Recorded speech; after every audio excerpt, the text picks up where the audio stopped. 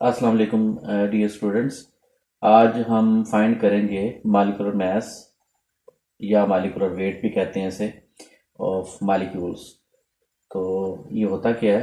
It is a mass of molecule, यानी कि molecule जो होता है ना वो एक एटम पे मुश्तमिल होता है, एक से ज़्यादा एटम्स पे मुश्तमिल होते हैं।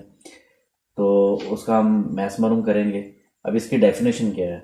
तो ये है, it is the sum of atomic masses of all the atoms in a molecules of substance। यानी एक सब्सटेंस में मौजूद तमाम एटम्स के मास को अगर हम इकट्ठा करें तो उसे हम मास ऑफ मॉलिक्यूल कहेंगे। It is expressed in the atomic mass unit, और इसे हम एटॉमिक मास यूनिट में एक्सप्रेस किया जाता है जिसका सिंबल होता है यू। तो अब हमें किस तरह पता चलेगा कि किस एलिमेंट का एटॉमिक मास कितना है? तो इसके लिए हम अगर पीरियडिक टेबल देखें तो पीरियडिक टेबल में आपको इस तरह के बॉक्स नजर आएंगे। तो पीरियडिक टेबल में टोटल जो एलिमेंट्स की तादाद है अब तक वो 118 तक है, अप्रोक्सीमेट। ज़्यादा भी है कुछ, जिनमें से 92 नेचुरल है और बाकी सारे आर्टिफिशियल हैं। तो हर एलिमेंट को एक बॉक्स में लिखा गया है। तो उस बॉक्स में अगर हम चेक करें तो बॉक्स में सबसे पहले होता है सिंबल, यानी बड़े कैपिटल्स में उसका सिंबल लिखा जाता है। उस बॉक्स के उस सिंबल के ऊपर कॉर्नर पे लेफ्ट पे उसका एटॉमिक नंबर लिखा होता है। एटॉमिक नंबर जो होता है ना वो इलेक्ट्रॉनिक कॉन्फ़िगरेशन के लिए इस्तेमाल होता है।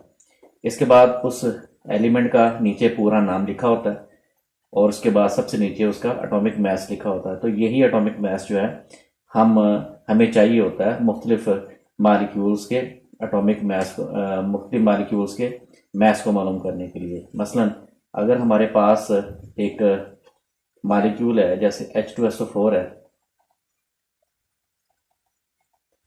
ये मैंने लिख दिया। तो जब तक मुझे हाइड्रोजन के एटॉमिक मास का नहीं पता चलेगा, सल्फर का, ऑक्सीजन का, इन तीनों एलिमेंट्स के एटम्स के जो एलिमेंट्स के जो एटम्स हैं इनका जब तक हमें एटॉमिक मास का नहीं पता चलेगा तो हम इस पूरे मॉलिक्यूल का एटॉमिक मास मालूम नहीं कर सकते। तो इसके बाद मैं आपको अब बताता हूँ पहले 20 जो एलिमेंट्स हैं उनके एटॉमिक मास क्या क्या, उनके सिंबल क्या है, और उसके बाद हम एटॉमिक वेट मालूम करेंगे। तो अब मुख्तलिफ मालिक्यूल्स के हम atomic weight molecular weight find करेंगे। तो सबसे पहले मैंने लिखा H2SO4 यानी सल्फ्यूरिक एसिड है। तो सल्फ्यूरिक एसिड सबसे पहले आपने मालिक्यूल के एटम्स को आपने लिख लेना, यानी 2 hydrogen plus sulphur plus 4 oxygen. ये जो नीचे नंबर है, जो ऑक्सीजन के नीचे 4 है तो ऑक्सीजन के शुरू में हमने 4 डाल देंगे। अब हम 2 लिखेंगे और यहाँ पे कॉलम पे मैंने मुख्तलिफ एलिमेंट्स लिखे हैं। फर्स्ट 20 एलिमेंट्स और आगे उनके सिंबल और उनके एटॉमिक मास लिखे हुए हैं। तो उसमें हाइड्रोजन पहले नंबर पे मौजूद है और उसका एटॉमिक मास होता है 1। इसके बाद सल्फर, सल्फर हमारा यहाँ पे मौजूद है 16 पे और उसका एटॉमिक वेट होता है 32। तो सल्फर 32 लिख देंगे। इसके बाद ऑक्सीजन, ऑक्सीजन जो होता है वो 16, 8 इसका एटॉमिक नंबर होता है और 16 इसका एटॉमिक वेट होता है। ये 16 लिख देंगे। आप इसको सॉल्व करेंगे तो 2 32, इसके बाद 64 ये आ गया। अब इन तीनों को कर देंगे प्लस 4 2 8 और साथ में 98। तो इसका यूनिट हम लिखेंगे, एटॉमिक मास यूनिट इसका होता है। तो ये हमारा आंसर आ जाएगा। इसके बाद आगे दूसरा हमारे पास जो केमिकल है वो है वाटर, H2O। तो H2O में सबसे पहले हम 2H प्लस 1 ऑक्सीजन। अब इनका एटॉमिक वेट हम नंबर लिखेंगे। हाइड्रोजन 1 होता है, 16 होता है ऑक्सीजन का, तो 2 प्लस 16 ये आ जाएगा हमारे पास 18 AMU। इसके बाद नेक्स्ट हमारे पास है HNO3, HNO3। तो इसे नाइट्रिक एसिड है। इसमें सबसे पहले हम लिखेंगे H, फिर लिखेंगे N नाइट्रोजन और फिर 3 ऑक्सीजन मालिक्यूल एटम्स होंगे। हाइड्रोजन का होता है एटॉमिक मास 1, नाइट्रोजन का होता है 14 और ऑक्सीजन एक का होता है 16। तो 1 14 और ये 48, तो 8 और 4 52, 43, टोटल हो जाएंगे हमारे पास 63 AMU। इसके बाद नेक्स्ट हमारे पास है मीथेन CH4। ये मीथेन है, तो इसमें कार्बन +4 हाइड्रोजन है। तो कार्बन का हमारे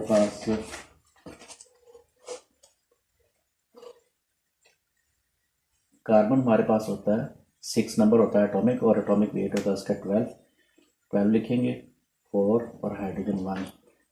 तो हमारे पास आ जाएगा 12 + 4 = 16 AMU। इस तरह मैंने 4 जो थे मालिक्यूल्स उनके एटॉमिक वेट फाइंड किए हैं। अभी हम मज़ीद मालिक्यूल्स के एटॉमिक वेट फाइंड करते हैं। अब नेक्स्ट हमारे पास एलिमेंट है सोडियम हाइड्रोक्साइड। तो सोडियम, सबसे पहले हम सोडियम लिखेंगे, उसके बाद ऑक्सीजन और फिर हाइड्रोजन। सोडियम का एटॉमिक वेट होता है 23, ऑक्सीजन का होता है 16 और हाइड्रोजन का 1 होता है। तो ये हमारे पास बन जाएगा 40 AMU, एटॉमिक मास यूनिट। ये है पोटेशियम हाइड्रोक्साइड, ये भी एक बेस है। तो potassium plus oxygen plus hydrogen, जो पोटेशियम होता है हमारे पास वो 19 एटॉमिक नंबर है, एटॉमिक वेट उसका 39 है, तो हम लिखेंगे 39। ऑक्सीजन का 16 है और हाइड्रोजन का 1 है, तो 40 56 इसका एटॉमिक वेट आ जाएगा। इसके बाद आगे है कैल्शियम कार्बोनेट CaCO3। तो CaCO3 में सबसे पहले लिखेंगे Ca, कैल्शियम लिखेंगे, फिर कार्बन लिखेंगे और फिर 3 ऑक्सीजन आ जाएगा।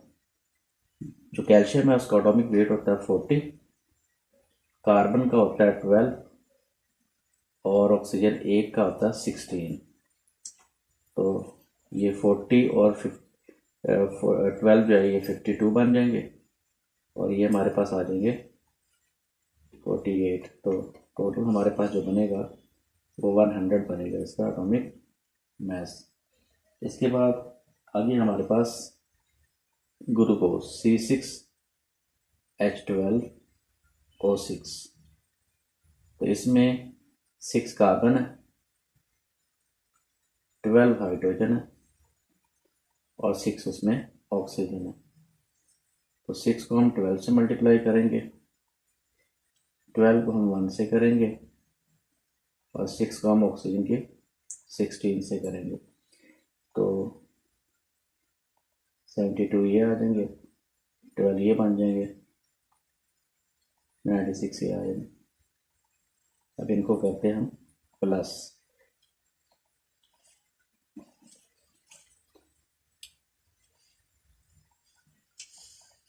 वन 80 AMU ग्लूकोज का एटॉमिक मास है। तो नेक्स्ट हमारा जो मॉलिक्यूल है वो है हाइड्रोजन सल्फाइड। तो ये गैस होती है, इसमें हम लिखेंगे पहले 2 हाइड्रोजन और उसके बाद सल्फर लिखेंगे। हाइड्रोजन का एटॉमिक वेट होता है 1, सल्फर का होता है 32। तो टोटल मिला के हमारे पास ये बनेगा 34 AMU। इसके बाद ये है मैग्नीशियम क्लोराइड। तो मैग्नीशियम लिखेंगे और 2 क्लोराइड लिख देंगे।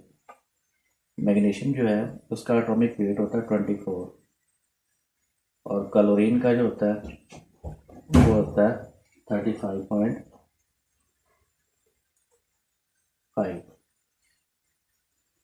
तो 27 प्लस इसको करेंगे ये बनेगा 71। तो ये बनेगा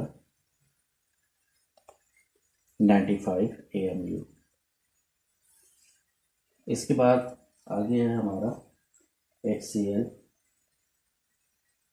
हाइड्रोजन हाइड्रोक्लोरिक एसिड। इसमें हाइड्रोजन आ जाएगा और प्लस क्लोरीन आ जाएगी। हाइड्रोजन का एटॉमिक वेट होता है 1 और क्लोरीन का होता है 35.5, तो ये बन जाएगा 36.5 AMU।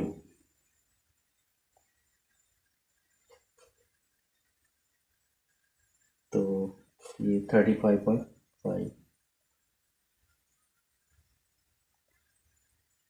तो इस तरह ये मुख्तलिफ एलिमेंट्स थे जिनका एटॉमिक वेट हमने फाइंड करना था और हमने फाइंड किया है।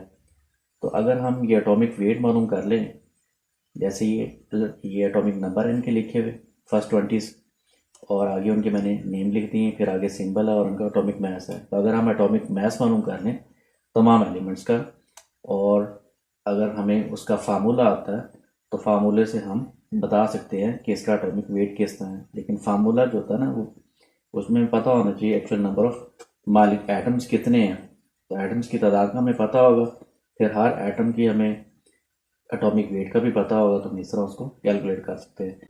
तो नेक्स्ट हमारा है Na2SO4। तो इसमें हम सबसे पहले 2 सोडियम लेंगे, फिर उसके बाद सल्फ़र है और इसके बाद 4 ऑक्सीजन है। तो 2 सोडियम का होता है 23, इसके बाद सल्फ़र का होता है 32 और ऑक्सीजन एक का होता है 16।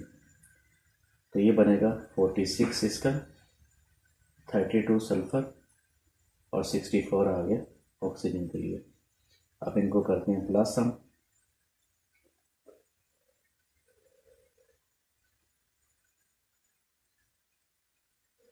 वन 142 इसका एटॉमिक मास यूनिट आ जाएगा। अब शुरू करते हैं जिंक सल्फेट का। तो जिंक आ जाएगा प्लस सल्फर प्लस 4 ऑक्सीजन आ जाएगा। तो जिंक का जो होता है वो 65 एटॉमिक वेट होता है, सल्फर का 32 है और ऑक्सीजन का 16 है। तो ये हमारे पास आ जाएगा 65 प्लस 32 प्लस 64 आ जाएगा। तो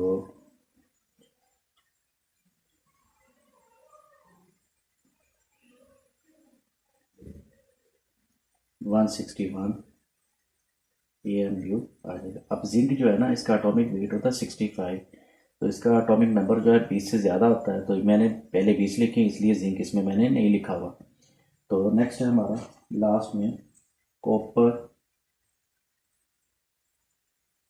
कार्बोनेट। तो सबसे पहले आएगा कॉपर, उसके बाद कार्बन, फिर 3 ऑक्सीजन आ जाएगा। तो कॉपर का होता है 64 एटॉमिक वेट, कार्बन का होता है 12 और ऑक्सीजन का होता है 16। तो इन दोनों को करेंगे 76 ये बन जाएगा और 48 ये बनेगा, 124 AMU इसका जवाब आएगा। तो ये थे वो केमिकल्स जिनके हमने मॉलिक्यूलर वेट मालूम किए। उम्मीद है कि आपको इस चीज़ की समझ भी आ गई और आप खुद भी कैलकुलेट कर सकेंगे इन तमाम कंपाउंड्स को, इन मॉलिक्यूल्स को। तो 2 ऐसे थे इनमें जो मेरी लिस्ट में नहीं थे क्योंकि उनका एटॉमिक वेट जो होता है वो ज़्यादा होता है, तो मैंने तो 20 तक लिखा है इसलिए वो इसमें शामिल नहीं है। बहरहाल मैंने इधर उनके एटॉमिक मास लिख दिए हैं। तो आपने अब इनकी प्रैक्टिस करनी है और मेरी वीडियो को ज़्यादा से ज़्यादा शेयर करें और चैनल को सब्सक्राइब करें ताकि मेरी आइंदा आने वाली वीडियो भी आप तक पहुँचे। और अपना और इर्द गिर्द के माहौल का ख्याल रखें। खुदा हाफिज़।